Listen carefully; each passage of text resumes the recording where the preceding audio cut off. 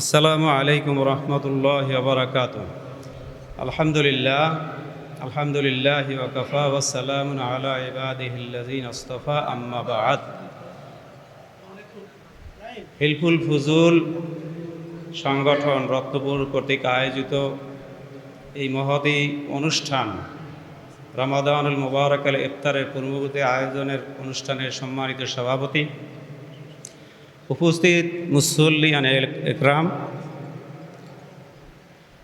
এই সংগঠনটি হিলফুল ফুজুল রাসূলুল্লাহ সাল্লাল্লাহু আলাইহি ওয়াসাল্লাম রিসালাত প্রাপ্ত হওয়ার আগে সমাজকে কিভাবে কলুষ মুক্ত করা যায় সেই লক্ষ্যে মুহাম্মদুর রাসূলুল্লাহ সাল্লাল্লাহু আলাইহি ওয়াসাল্লাম এই হিলফুল ফুজুল সংগঠন তৈরি করেছিলেন। কিভাবে মানবতার মুক্তি দেওয়া যায়, কারণ সে সময় তো রসুলের কাছে কোরআন ছিল না, কোরআন ছিল না, কিন্তু রাসূলুল্লাহ সাল্লাল্লাহু আলাইহি ওয়াসাল্লাম চিন্তা করছেন সে সময় মেয়ে সন্তানকে জীবন্ত কবর দেওয়া হতো।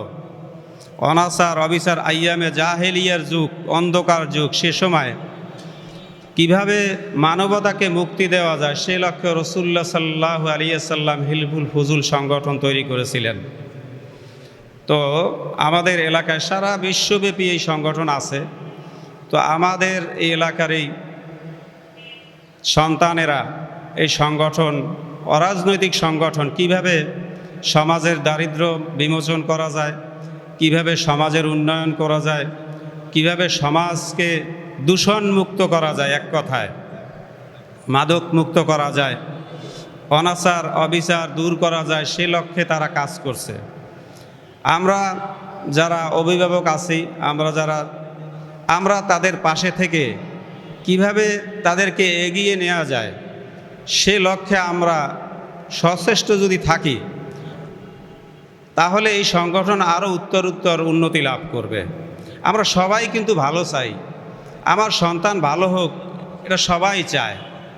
এই সমাজে কোনো অনাচার না থাকুক, এটা সবাই চায়, কিন্তু সেই লক্ষ্যে তো কাজ করতে হবে। সেই কাজকে কিভাবে আমরা এগিয়ে নিতে পারি? আল্লাহ রসুল সাল্লাল্লাহু আলাইহি ওয়াসাল্লামের উপরে এই রমাদান মাসে পবিত্র কোরআনুল কারীম নাজিল হয়েছে।